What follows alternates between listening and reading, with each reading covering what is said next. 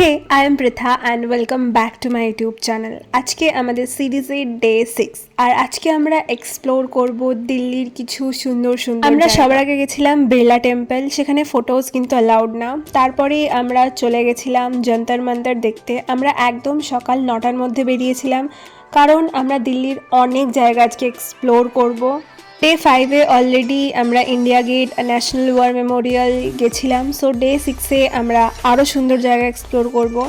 আমাদের second place ছিল যন্তর মন্তর। এখানে আছে কিছু লিভিং মেশিনস যেগুলো দিয়ে তখনকার দিনে স্টার্স, প্ল্যানেটসের মুভমেন্ট দেখা হতো।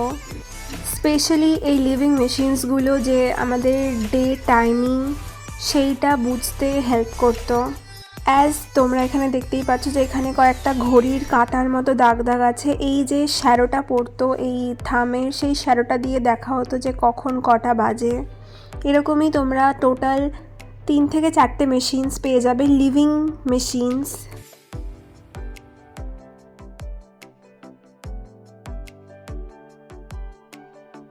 এরপর আমরা চলে গেছিলাম আমাদের থার্ড ডেস্টিনেশন, যেটা ছিল রাষ্ট্রপতি ভবন। তোমরা একটা ডিস্টেন্স থেকে রাষ্ট্রপতি ভবন, ওল্ড পার্লামেন্ট আর নিউ পার্লামেন্ট দেখতে পারবে।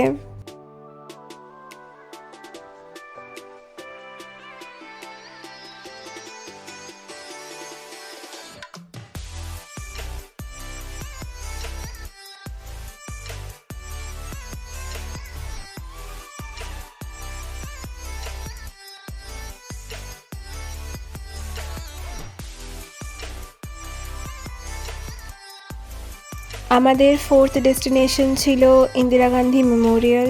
এটাই ছিল ইন্দিরা গান্ধীর লিভিং হাউস, যেটা এখন একটা মিউজিয়ামে কনভার্ট করা হয়েছে।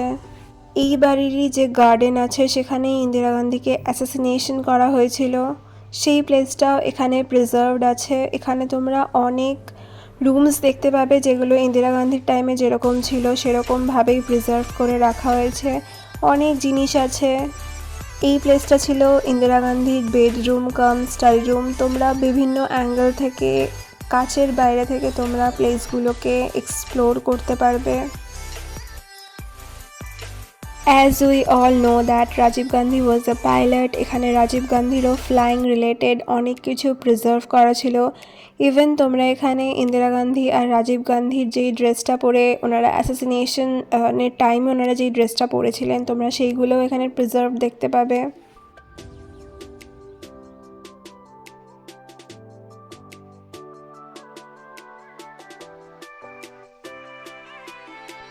And this is the ultimate place যেখানে ইন্দিরা গান্ধীকে অ্যাসাসিনেশন করা হয়। এটা একটা সাইড থেকে, আমরা যদি ওই সাইডে যাই ওখানে তোমরা একটা কাচের কভার করা একটা প্লেস দেখতে পাবে। এক্স্যাক্ট ওই পয়েন্টেই ইন্দিরা গান্ধী শেষ নিঃশ্বাস ত্যাগ করেন। আর এই লনটা দিয়ে, এই যে কাচের পুরো লনটা করা, এখান দিয়ে ইন্দিরা গান্ধীর লাস্ট ওয়াক, যেটা ইন্দিরা গান্ধী হেঁটে যাচ্ছিলেন, এটাই এখানে।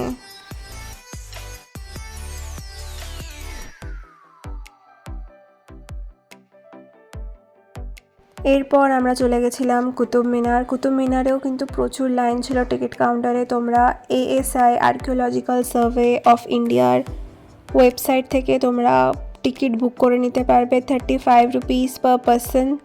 তোমরা আসার আগেই জাস্ট বুক করে নিতে পারবে। তোমরা এখানে গাইড হায়ার করতে পারো। আমরা হায়ার করিনি, আমরা গাইড ছাড়াই ঘুরেছি। প্লেসটা অনেকটাই বড়, সত্যি পুরোটা কভার করা পসিবল না। আর আমরা গেছিলাম নভেম্বরের অলমোস্ট এন্ডে, তখনও কিন্তু গরম ছিল, তাই আমরা পুরো প্লেসটা তো এক্সপ্লোর করতে পারিনি, বাট যে মেন মেন স্পটগুলো ছিল সেগুলো আমরা এক্সপ্লোর করেছি।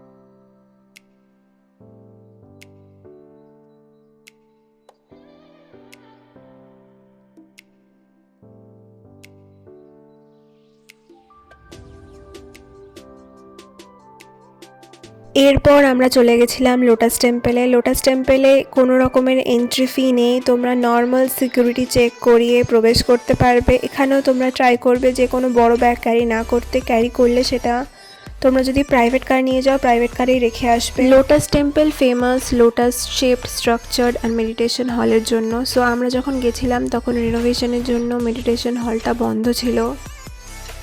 আমাদের দিনের নেক্সট ডেস্টিনেশন ছিল গান্ধী স্মৃতি সমাধি।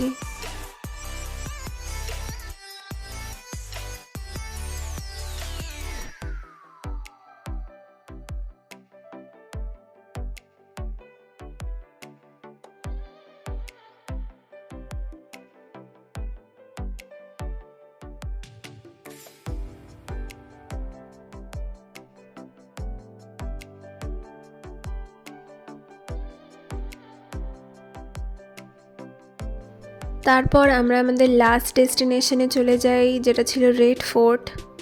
আমরা যেদিন গেছিলাম সেদিনকে না পাঞ্জাবিদের একটা প্রোগ্রাম হচ্ছিলো একদম রেড ফোর্টের পাশে, এর জন্য সিকিউরিটি একটু টাইট ছিল, বাট এন্ট্রিতে কোনো রকমের প্রবলেম হয়নি। তোমরা সামনে দিয়ে গিয়ে সোজা গেলে তোমরা সাইডে একটা এন্ট্রি পয়েন্ট পাবে, যেখানে তোমরা এএসআই এর বুক করা যে তোমাদের টিকিট সেটা দেখিয়ে তোমরা প্রবেশ করতে পারবে। হ্যাঁ, এখানেও তোমরা আগে থাকতেই এএসআই এর পোর্টালে গিয়ে টিকিট বুক করতে পারবে অনলাইন। এক্স্যাক্ট টিকিট ফি তো মনে নেই, বাট আই গেস এটাও ছিল 35 রুপিস পার পারসন।